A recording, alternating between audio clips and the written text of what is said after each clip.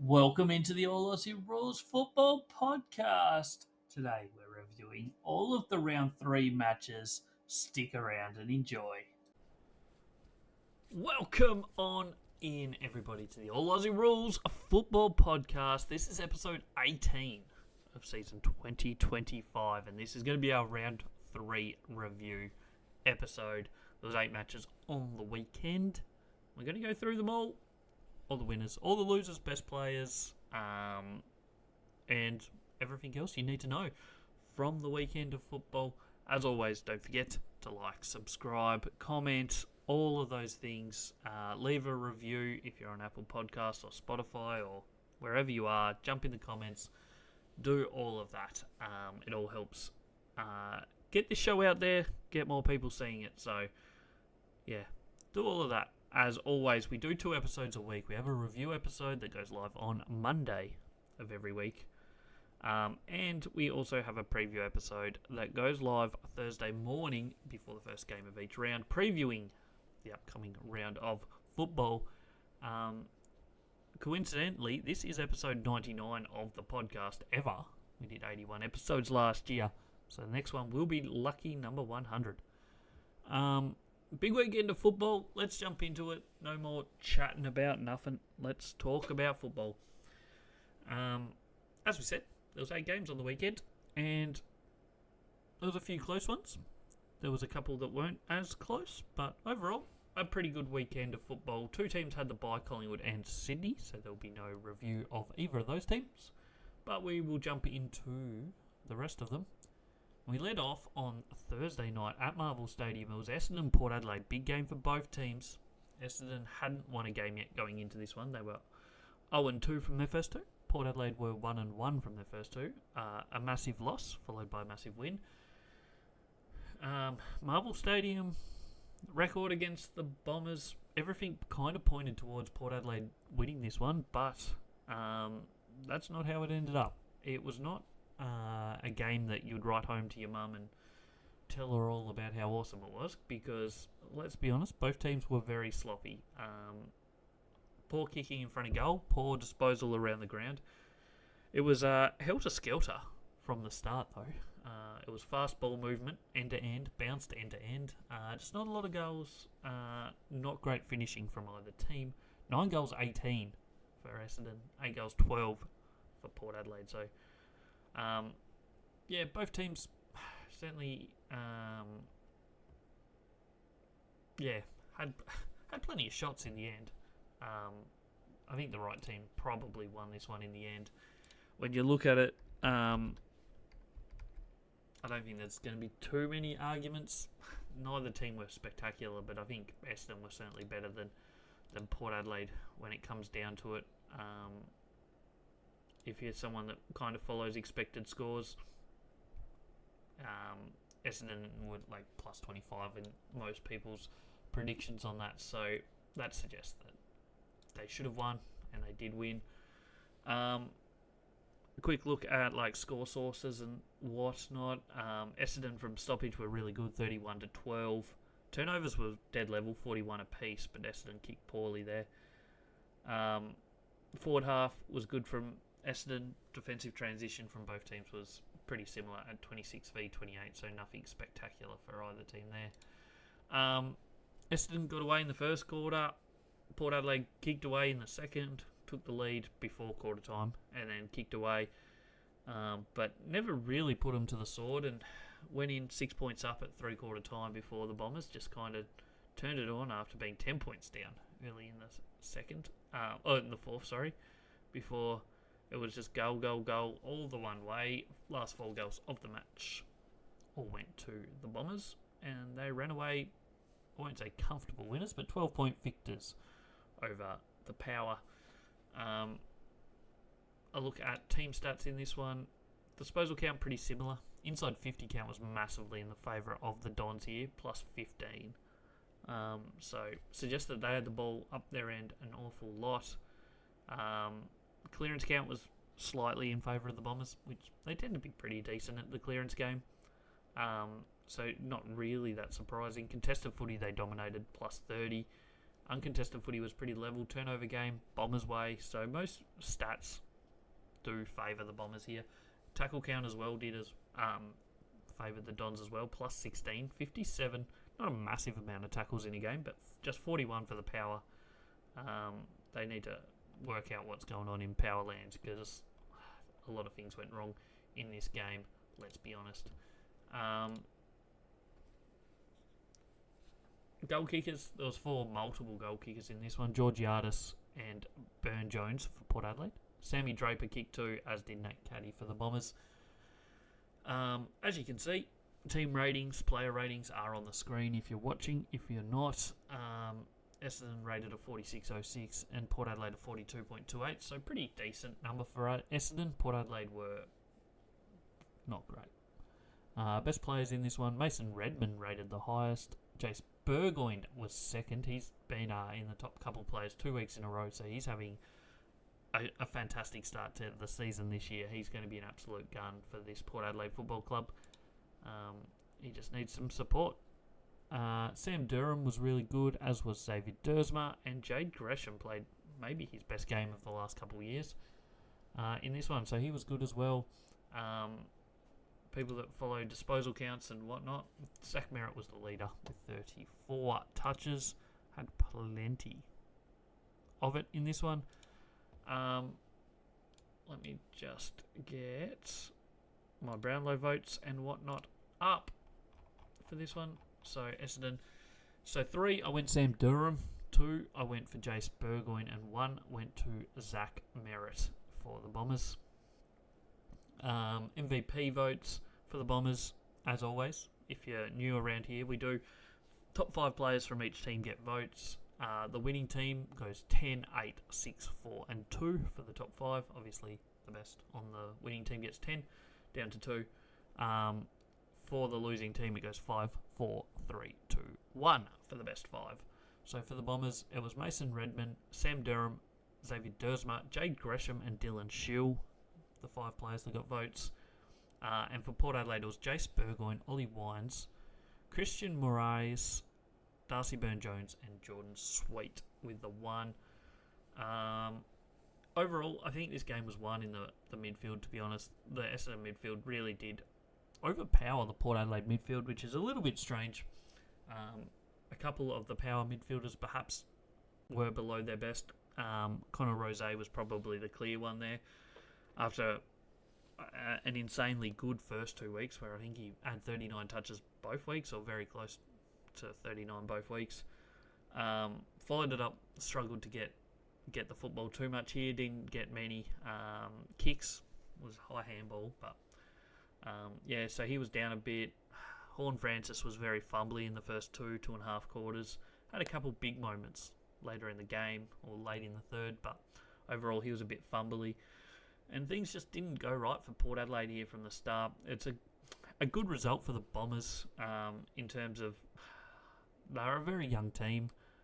They played their role. They showed what they're capable of. And you never know. I mean, they're only 1 and 2. Their signs weren't great the first 2 weeks. I mean, their first week was okay against Hawthorn. Wasn't terrible. It was just that second week against Adelaide that was concerning, but they played pretty well here across the board. Forward line did pretty solid.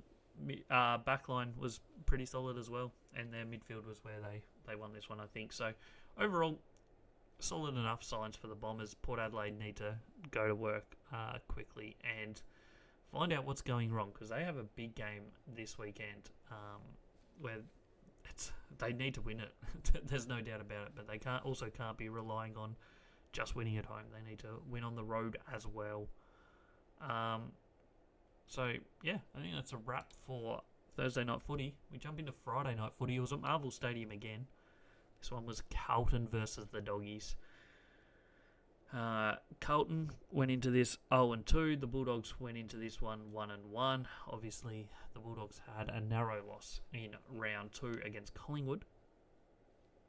Carlton's season start has not been great, and it kind of continued here. They're now 0-3 after losing to the Doggies 11-9-75 to 12-11-83. Look, they've been in all three matches. There's no doubt about it. They've played the Bulldogs. They only lost by 8 points. They were certainly in it, certainly up to half-time. They were winning, I think. We'll get through that part in a minute. The week before against Hawthorn, they were certainly in it most of the way. Didn't lose by too much. And the first game they definitely should have won. They outplayed Richmond in most regards, but just absolutely fell asleep at the wheel in that second half and lost that one. So, in an alternate, jeez, just ignore that little brain fade there. In an alternate universe, they could well be 3-0, which is the crazy thing here. But their second halves have been terrible, and yeah, this weekend was just another one of that. I'm pretty sure they've been leading at halftime all 3 weeks, and absolutely fell asleep. So it's weird, it's crazy. I don't know what's going on. They kicked the first 4 goals of this match. They were 27-4 at quarter time. They were 47-29 at halftime, and then it all kind of fell apart. Yeah. Just managed 4 goals 4 in the second half. The Doggies kicked 8 goals 6 in the second half. So make of that what you will, but it's not great reading for a Carlton fan. We look at the score sources and stuff in this one. Firstly, expected score went in favour of Bulldogs here by similar margin to what they won by, so you'd say it probably worked out about right. Stoppage was where Doggies did decent work. 4 goals 8, 32, so plus 11 in that area. Turnovers was the Blues way, 8-5, 53 to 7-3, 45. Meanwhile, score Origin. Carlton transitioned the ball from the back line to score pretty well overall. 11 shots from that for 41 points and plus 14. But it was their forward half work from the Doggies that won them this one. From the forward half, 53 to 15 is quite a margin. And that kind of sums up when you're winning the ball in the forward half and turning it into scores. At that rate, you're going to score pretty well in a game. So 53 out of their 83 points came from forward half winning of the possession. So whether that's from stoppage, turnover, that's where it all was. So that's a massive good sign for the Doggies there, especially when you consider how many good players they have to come back into this team. Look at the team stats in this one. Overall, possession count was pretty similar for both teams. Plus 5 inside 50s for Carlton, just couldn't make use of it. Couldn't convert their inside 50s into shots often enough in this one. Clearance went to Carlton, plus 3, so not much in it, but just slightly. Contested footy went the way of the Dogs, as did uncontested footy. Turnovers slightly favoured the Dogs, plus 3 in that regard. Carlton had a lot less than they did the week before, but you got to remember, round 2 was a wet game for Carlton, so those turnover numbers are always going to be inflated. Pretty high marking game for both teams, 100 to 99. Both teams well above their average in that regard. Tackle count was pretty high as well, under the lid.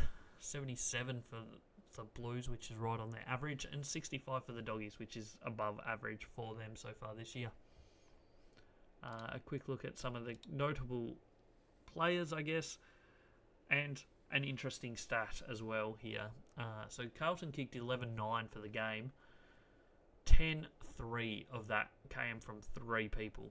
So you take out Brodie Kemp, Charlie Curnow and Lewis Young, they managed 1 goal 6 for the rest of the team. That's not good enough. You're not going to win games doing that. But those 3 did score pretty well. Brodie Kemp kicked 5 goals 1. He was really good. Obviously, key defender turned key forward. He played really well here. Charlie Curnow didn't have a heap of the ball, but certainly was more effective than he was in his first game of the season against Hawthorn. He kicked 3 goals 1 from just 8 touches, and Lewis Young kicked 2 goals 1 from 8 touches. For the Doggies, it was O'Donnell, Kennedy and Darcy. So Kennedy against his old team kicked 2 goals, and if you can see, spoiler alert, he was in their top 5 players as well. He played really well. Yeah, make of this game what you will, but overall, Carlton just didn't have enough avenues to go. As it turned out, they relied on too few. Leading disposal getter, Sam Davidson, in his third game of his career. 31 touches, really good performance. Libba, outstanding again. Jumping into top 5 players based on my ratings.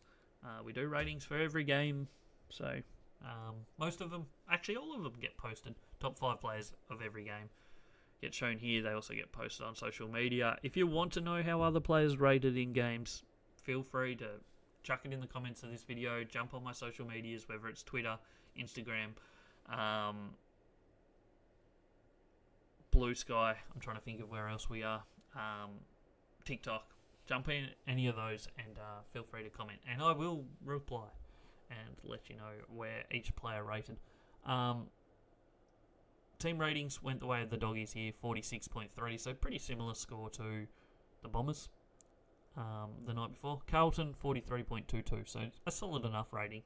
But once again, not as high as their opponents. Top 5 players went Tom De Koning from Carlton, Sam Darcy from the Bulldogs, so the Talls really had an impact in this game.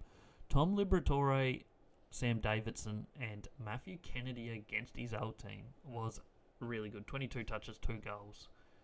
Was very important in this one. If we jump into votes and whatnot, Brownlow-wise, I've gone Tom Liberatore 3, Brody Kemp 2 votes for his 5 goals, and Tom De Koning 1 vote. He was everywhere. He's had an outstanding start to his year. He's been really good all 3 weeks.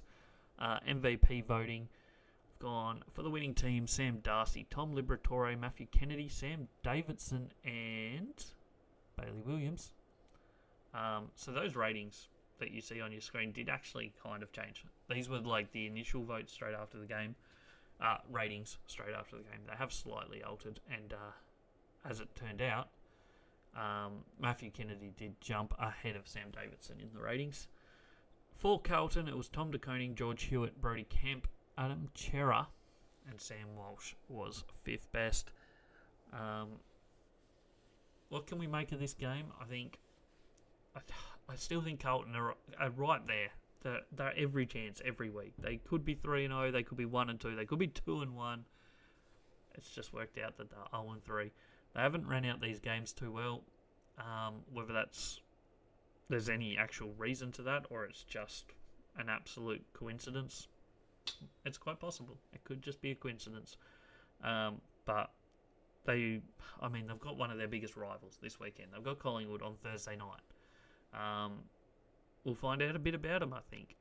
They'll come out, and if they perform well, then I guess all is kind of forgiven. But they've been starting games well every week, so they need to put it together for 4 quarters. There's no doubt about that. They need to stop playing Paddy Cripps as the second ruckman. Like, come on, get him out of there. I know they do it to break the tag, and I know he did it occasionally last year, but the numbers this year in ruck contests, he's just too many. Give him a breather. The bloke is an absolute workhorse. Give him a breather. Yeah, I think that's everything from that game. We'll jump into the third game of the weekend. It was Saturday afternoon football, and it was Melbourne v the Gold Coast at the MCG. And wowee, was this a flogging. 8-14-62 for the Demons. 18-12, 120 for the Gold Coast Suns. First half was, it wasn't close, but it was pretty close. It was some poor kicking from both teams in that first half. Had it really where it was. 2 got 9-21 for the Demons to 5-8-38 at half time for the Gold Coast Suns. So 17-point lead is reasonably comfortable, but both teams were kicking poorly. But that second half was a one-way show. It ended up being 13 goals for Gold Coast kicked in that second half to just 6 goals, 5. So not terrible from Melbourne. They certainly kicked better, straighter in the second half, but she was a blowout, absolute blowout, and not the only second half that was a blowout this weekend. While we get the next stats up, Gold Coast rated a 49.45, really solid number. Melbourne was a 40.57, really disappointing number. won't come as any real surprise here, but Gold Coast was the expected score winner.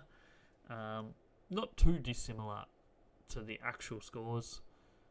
Gold Coast scored about 3 points more than expected, and Melbourne scored 3 points less than expected. Score sources, I mean, most numbers are going to read in favour of Gold Coast here just because they scored so much more. Kick-ins was 6-8 in favour of Melbourne. Stoppage was 56-23, so scored pretty well from stoppage here. Gold Coast, 9 goals, 2. And then from turnover, it was 8-10, 58-47, 31. So that's where the poor kicking was, from the turnovers. Defensive half transition, both teams were pretty similar. Not massive numbers, both around about that average number of 30, 33-31. Forward half was huge in favour of Gold Coast, 61-29. But you want to know something crazy? They kicked 4 goals from the centre bounce. 4 goals, 2, 26-0, 2-2. That's a 4-goal swing for them right there. If you lose centre bounce scoring by 4 goals, you're going to struggle to win games of football. Let me give you the hot tip right now. So yeah, that's basically sums up this match, I guess. The stat-wise, I mean, it's not going to surprise you. You look at the scoreboard. It was dominated by Gold Coast. Disposal numbers plus 20 for Gold Coast, so nothing too massive there. But the positive for them is last year, those sort of numbers were only happening at home, and when they were away, they were getting smashed in disposal counts. So this is a really good sign. Plus 25 inside 50s is a huge number for Gold Coast. Clearances plus 16. That's huge. Plus 8 centre clearances, plus 8 stoppage clearances. Contested footy plus 18. Uncontested footy was very similar, and the turnover count was actually higher for Gold Coast than it was for Melbourne.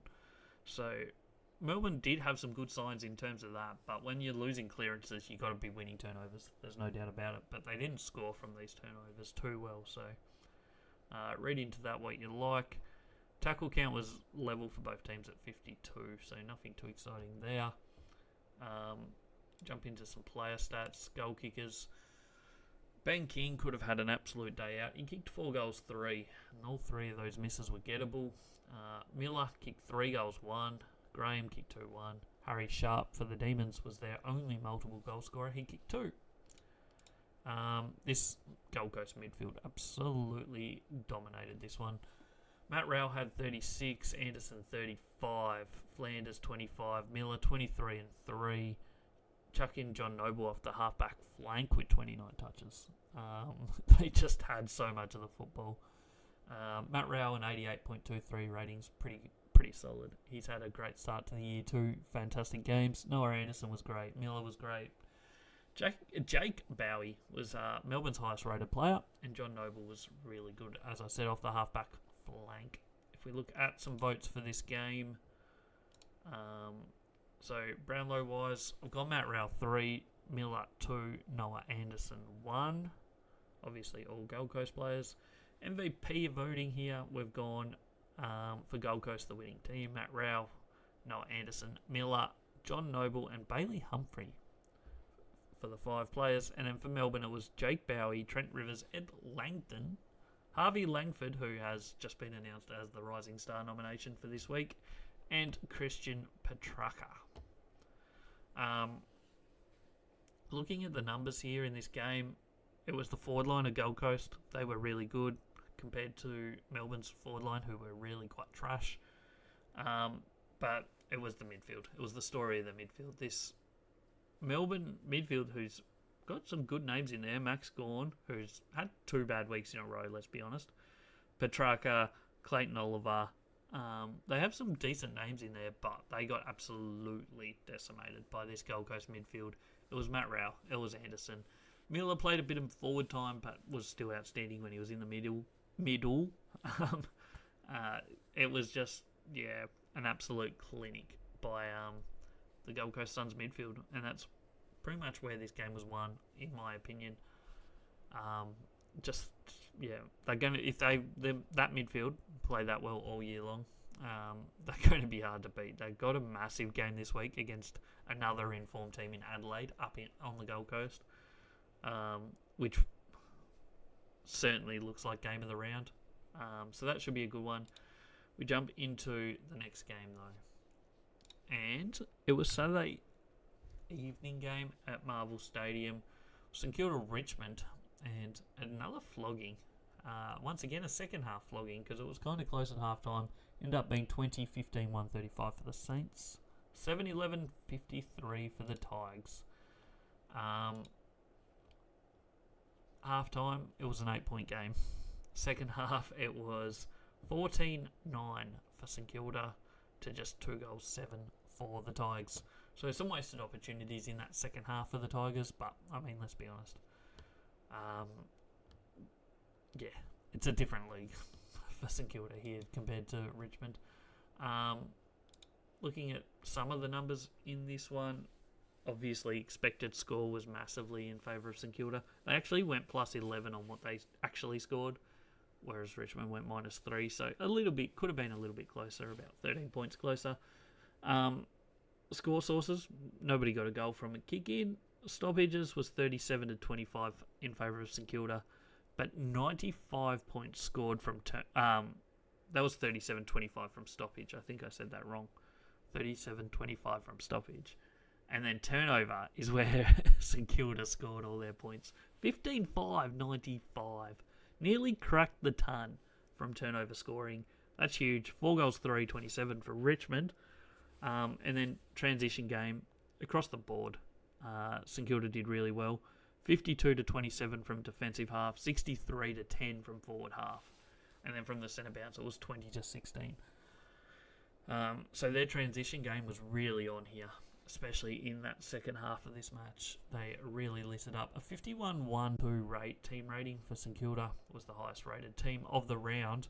Richmond 38.28 was second lowest, I think, of all the teams. What else do we need to talk about in this game other than St Kilda looked really quite good? Plus 70 disposals, plus 13 inside 50s. So not the biggest discrepancy you'll ever see in inside 50s when you consider it was like an 80-point margin.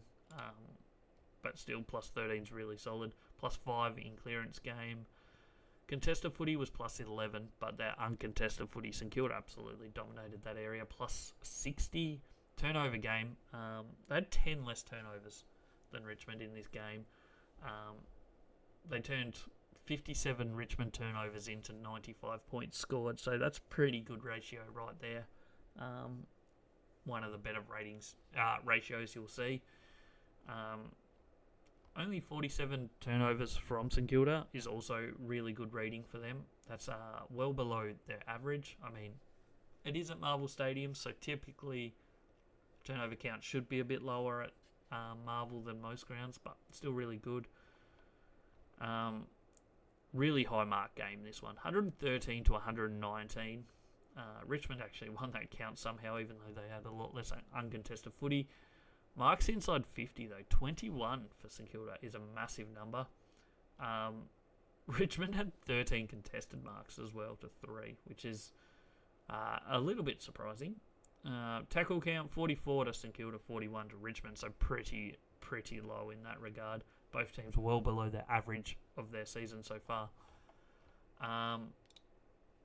Goal kickers, multiple goal kickers at least. St Kilda had plenty of them. Mitch Owens, 4. Mason Wood, Jack Higgins, 3 each.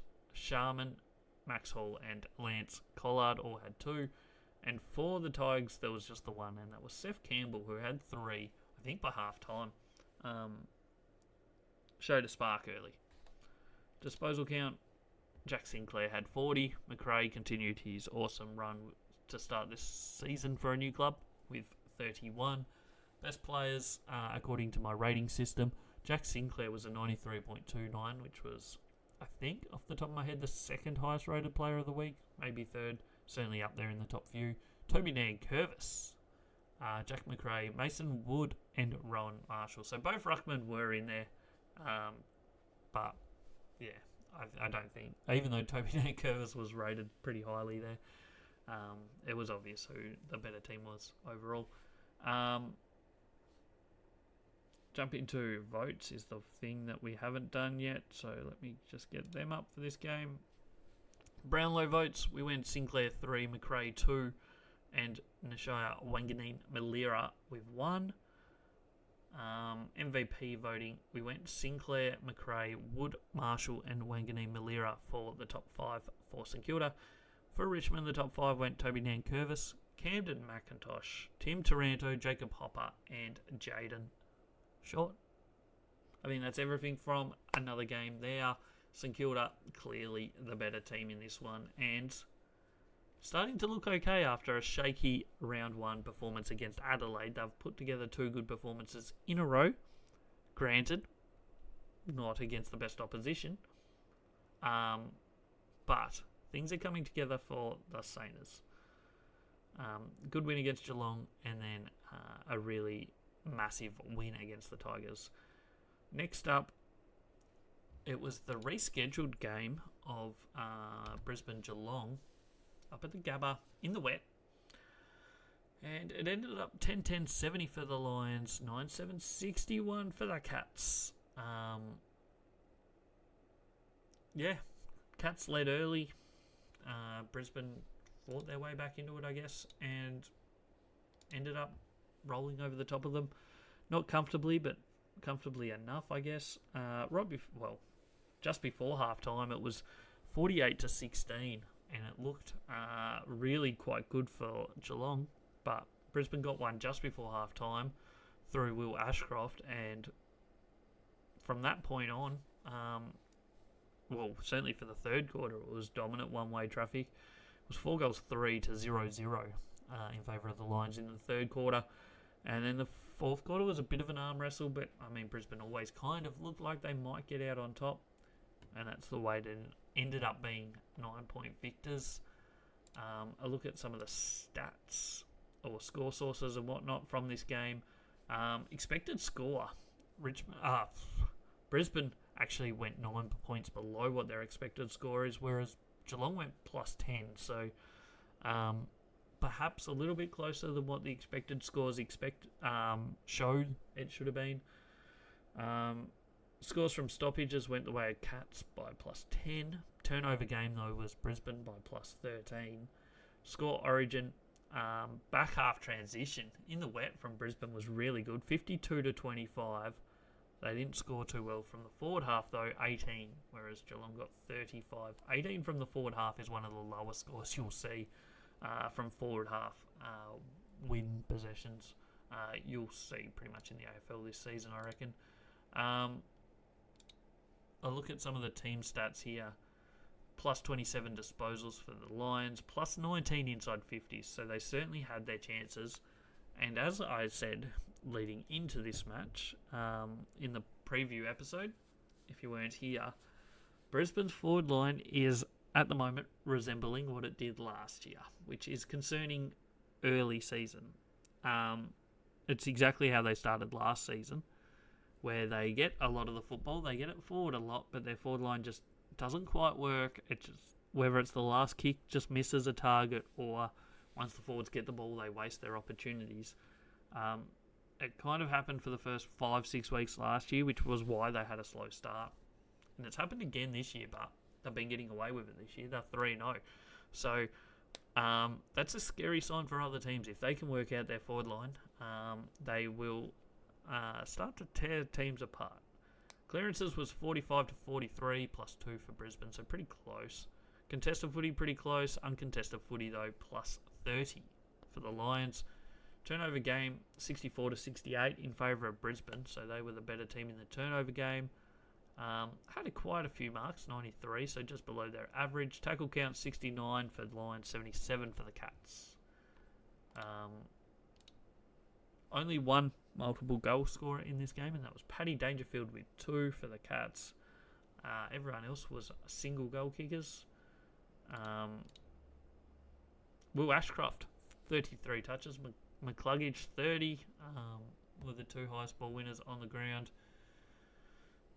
Rating, Brisbane 46.71, Geelong 43.52.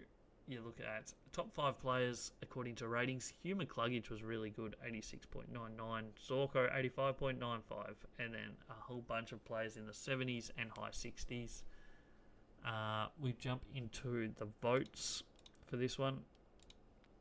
I went 3 Brownlow votes to Hugh McCluggage, 2 to Maxi Holmes, 1 to Will Ashcroft. MVP votes, McCluggage 10, Zorko 8, Ashcroft 6, Harris Andrews 4, and Josh Dunkley 2. And for the Cats, we went Max Holmes, Tom Atkins, Mark Blixarves, Bailey Smith with 2, and Lawson Humphreys with 1. Where was this game run and won? It was mainly the midfield. The Brisbane midfield outplayed the Geelong midfield quite considerably, I think. The Brisbane backline was also very good. Both forward lines were very inefficient, but Brisbane's forward line was even more inefficient than Geelong's. But in the end, the Brisbane backline did a better job than Geelong's backline, and also the Brisbane midfield was just much stronger than Geelong's in this game.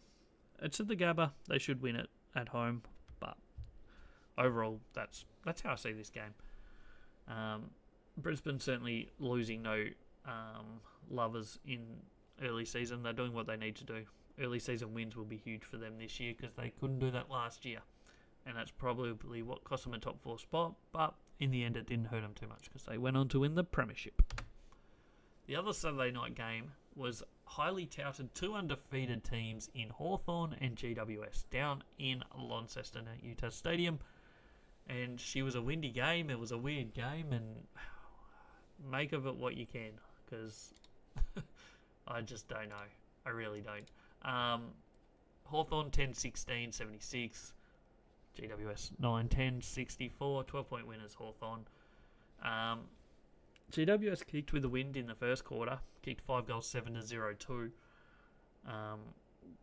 So, obviously, that means that Hawthorn had the wind in the second quarter, and boy, did they make use of it. They kicked 6 goals, 8 in the second quarter to 0-2 to give them a 7-point lead at halftime.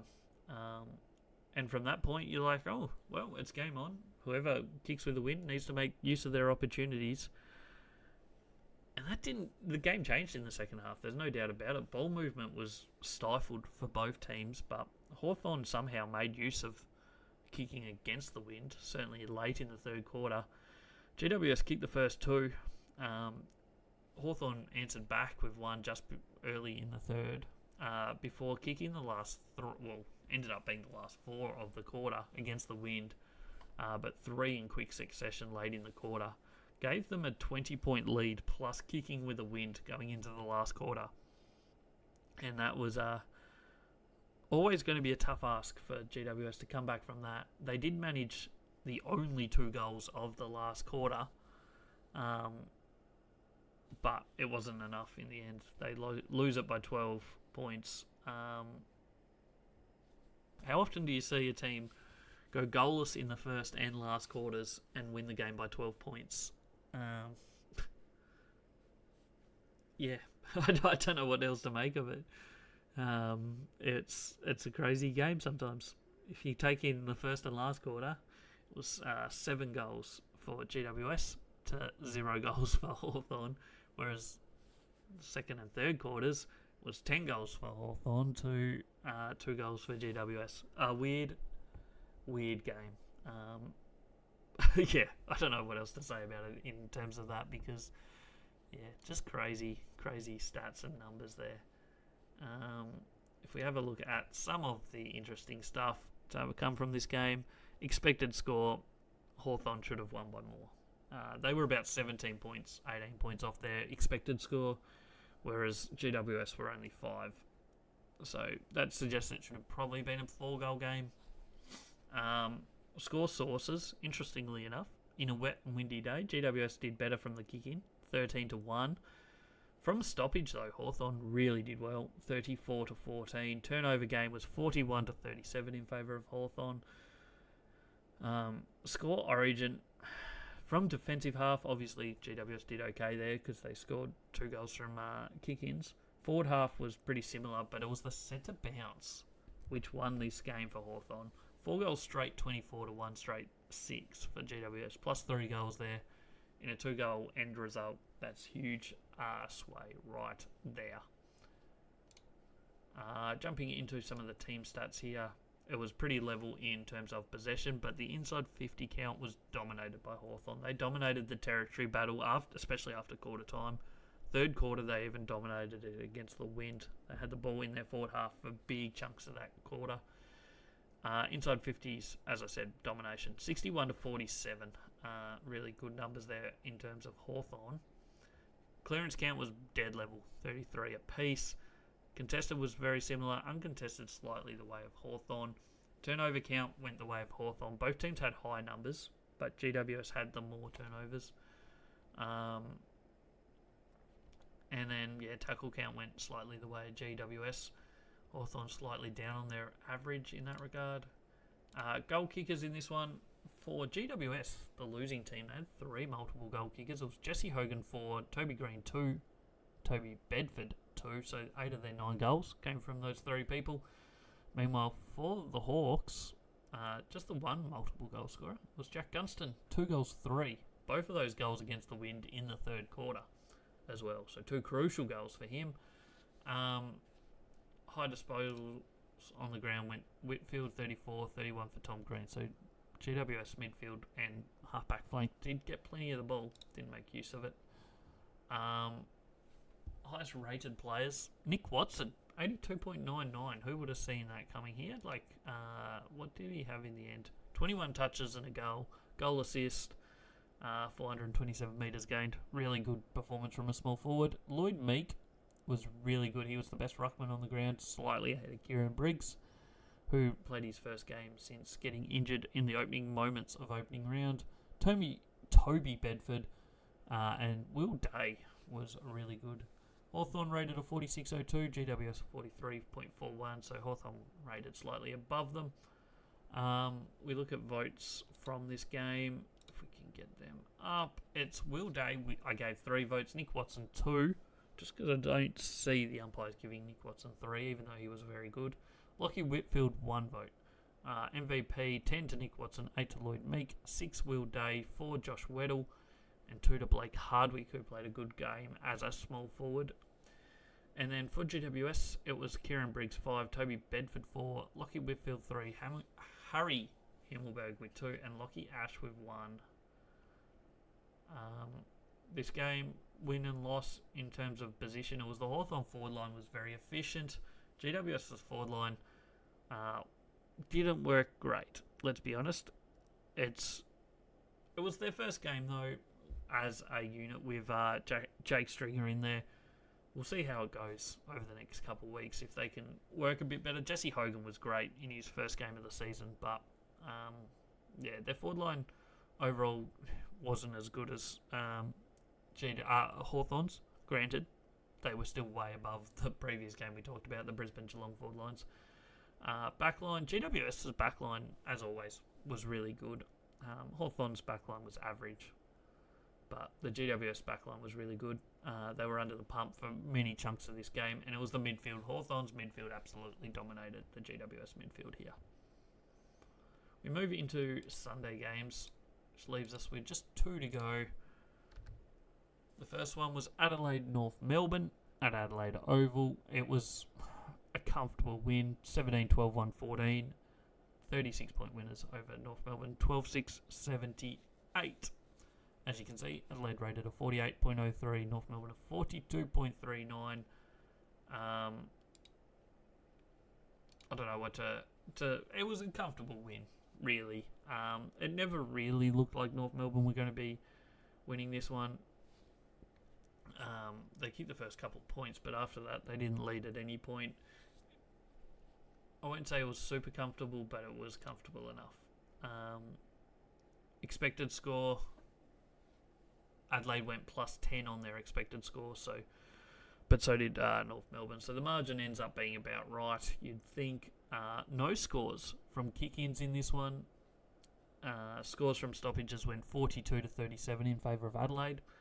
And from turnover, they certainly won that area. 72 to 41. 72 is a pretty good number from turnover game.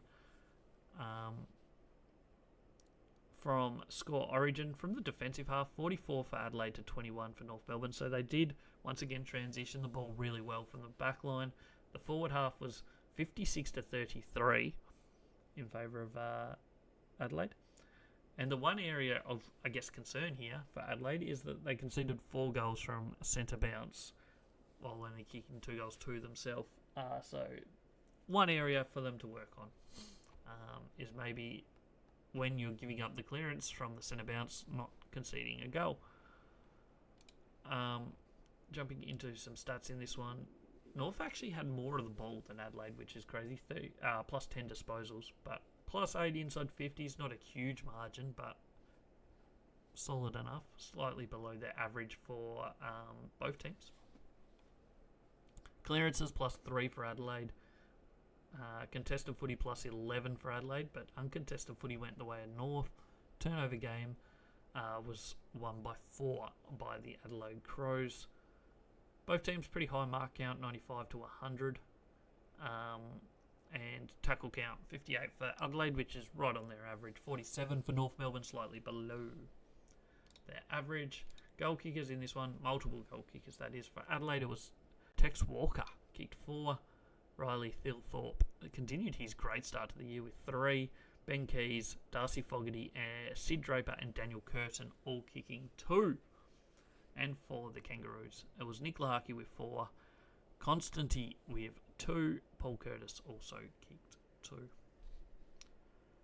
Best players, as you can see, if you're looking at the screen, if you're just listening, highest rated. Jai Simpkin was the highest, then Riley Thilthorpe. Isaac Rankin was really good. Rory Laird in his 250th, and Jake Saligo was the 5th highest rated player. Votes and whatnot for this game. We went with Brownlow votes, Rankin 3, Rory Laird 2, Jai Simpkin 1. MVP, we've gone Riley Thilthorpe with 10, Rankin with 8, Rory Laird 6, Saligo 4, Ben Keys 2. For the Kangaroos, it was Jai Simpkin 5, Caleb Daniel 4, Tristan Zeri 3, Nick Larkey 2, and Harry Sheasel with the 1.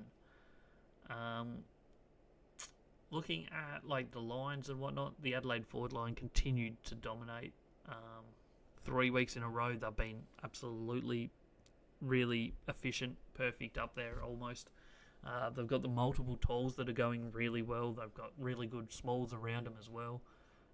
So things are just really looking good in that Adelaide forward line. They rated really highly. The North Melbourne backline did okay for how much they were under pressure, but it was just that Adelaide midfield, the stronger, probably slightly more experienced midfield. Saligo's really taken that next step. Rankin's now turning into a bona fide inside mid that's just going to dominate teams.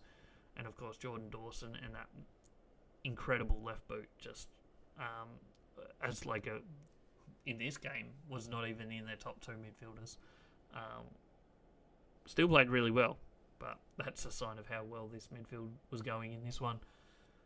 So yeah, Adelaide are flying. They've got a massive game this week against Gold Coast. North Melbourne, an honourable loss. So they have 1 win and 2 honourable losses. But yeah, that's still a little bit off the top teams, I think. But it's a season where 8 wins is certainly not looking out of the realms of possibility for the Kangaroos this year. That leaves us with just 1 game left to have a look at from the weekend. And it was the derby, the Western Derby. It was West Coast, Fremantle, on Sunday evening. And let's be honest, it was kind of one-way traffic. It was 10-8-68 for the Eagles, losing this one by 38 points, 15-16-106 for the Dockers. 4-time Ross Glending medal winner, Caleb Sarong. I didn't have him as best on ground, but he was outstanding. West Coast 37.51 was the lowest rated team of the weekend. Fremantle 47.45. Not the highest, but also still one of the top few. We might run through quickly the top 5 and bottom 5 shortly. I don't have a slide for it, but it is on my socials. It will be on my socials by the time this podcast goes live. Yeah, game kind of never looked like going the way of the Eagles. Maybe for the first half of the first quarter, it was pretty close. They were were leading at one point, but it kind of just went one way after that. Never really were the Dockers in it. The Eagles in it in a meaningful way. Looking at like expected score, Fremantle actually scored 15 points less than they were expected to. So margin could have been even worse for them. West Coast were right on their expected score. Score sources 14-7 from kick-ins for Fremantle. Stoppage 23-21 was close as well, but that tells you that they dominated the turnover scoring at least 69-40 plus 29 in that area. And then score origin plus 20 from the defensive half. So Fremantle did transition it really well in this one. 51-38 from forward half, and centre bounce was 14-9. So Fremantle just won this game across the board, in all honesty. Looking at some of the team stats, we got Fremantle plus 50 disposals, plus 28 inside 50s. So absolutely dominated the territory battle. Maybe should have won this one by more. They did need to win it, and they did. Obviously, losing their first two games was not the ideal start to their season. Plus 15 in clearances is also a good sign, because they were the number one team last year in the clearance game. Their first 2 weeks, they weren't fantastic at it. So to get a domination in the clearance game this week, albeit against not the best midfield in the competition right now, but it's a positive sign nonetheless. Contested footy just plus 14 for Fremantle, but plus 40, or plus 50 really, in uncontested footy is a domination. Turnover game was actually won by West Coast, but when you consider the fact that Fremantle had so much of the ball, it's not that surprising, I guess. And yeah, tackle count was really low for both teams. 46 for West Coast, so minus 10 on their average, and 39 for Fremantle, which is also about 10 below their average. So some low numbers in that regard. Goal kickers, multiple goal kickers in this one. The two bigs for Fremantle, the two key forwards, which a lot of people, including myself, have touted as potentially the best forward duo by the end of this season. Jai Miss kicked 4, Josh Tracy kicked 3. Really good sign for both of those and for Fremantle's forward line going forward. And Isaiah Dudley on debut kicked 2 as well. And then for West Coast, it was Archer Reid and Jamie Cripps with 2 apiece. Best players, Luke Jackson actually was the highest rated player on the weekend, 98.63. He was outstanding as that solo ruckman. He really got the job done here. He had 17 touches, 35 hit-outs, 4 clearances, and a goal.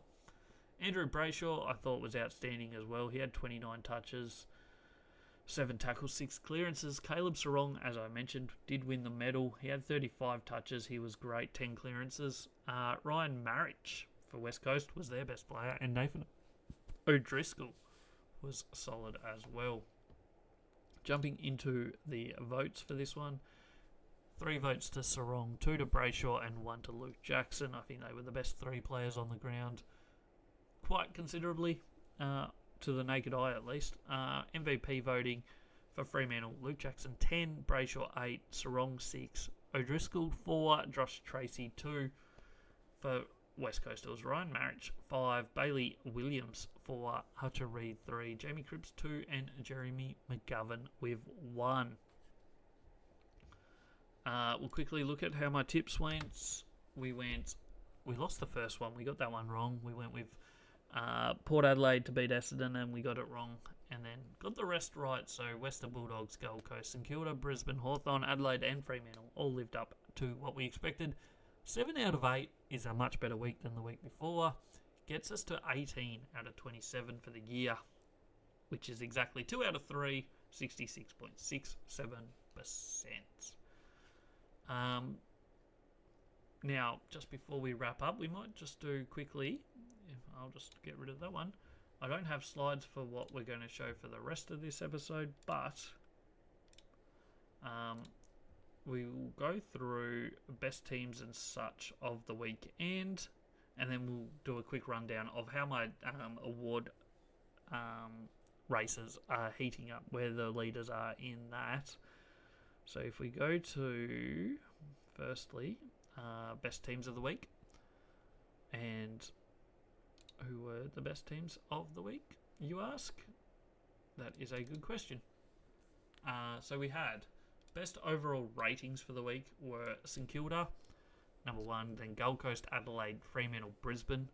Lowest rated teams from worst to not the worst. So from 16 to 12 was West Coast, Richmond, Melbourne, Port Adelaide, North Melbourne. The best defensive teams this weekend were St Kilda, Melbourne, Brisbane.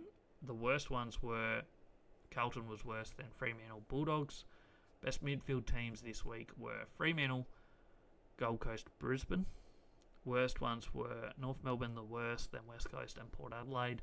And then for the forward lines, no surprise here, Adelaide on top, Gold Coast, then St Kilda.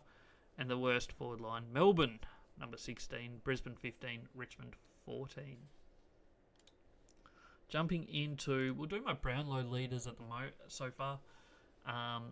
So we've got 4 players on 6 votes after 3 rounds. They are Isaac Rankin, Matt Rowell, Will Day, and Tom Liberatore. We have 2 people on 5, who are 2 St Kilda teammates, Jack McRae and Jack Sinclair, both on 5.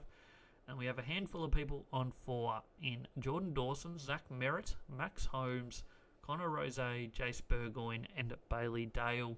Before, obviously, we have a whole bunch of 3s. That's, what, like 9, 8? No, it's a lot more than that. 18? I don't know. It's a lot of people. 17 people on 3 votes, and then obviously more on 2, and a bunch on 1 as well. Leading the Brownlow at the moment, according to my vote system, is Isaac Rankin, Matt Rowell, Will Day, and Tom Liberatore. And then you jump into MVP voting. As I said, 10 for the best on the winning team, down 8, 6, 4, 2 for the top 5, and then for the losing team, it goes 5, 4, 3, 2, 1. So leading the way, obviously, Gold Coast have played less games than everybody else. Hawthorn have played an extra game than everybody else, but ignoring those things, Zorko is on top on 26 out of a maximum of 30 that he could have got. Jack McRae on 23, Jack Sinclair on 21. Matt Rowell has 100% of votes possible so far with 2 best on grounds. He has 20. Rankin on 18, as is Riley Thilthorpe and Max Holmes and Tristan Zeri. Then 17 is Tom Liberatore, 16 is McCluggage, Dunkley, Nick Dacos, Noah Anderson, Lloyd Meek, and Will Day. 15 is Brayshaw, Rose, and Nankervis. Puts 19th place is Saligo, Finn Callahan, Chad Warner, and Bailey Dale on 14. And then there's a whole bunch on 13, 12, 11, 10, all the way down to 1 votes. There is currently 186 players that have polled a vote. So 186 different people have been in the team's best 5 so far this season. That's a wrap, I think, for this episode. Maybe next week I'll do some graphics for the MVP and Brownlow leaders after each to put on the screen as I go through them. Team of the week will be up on the socials on Instagram. Probably the day this goes live. Maybe the day after, actually. Sorry, this is going live Monday. It will be live on Tuesday on my Instagram.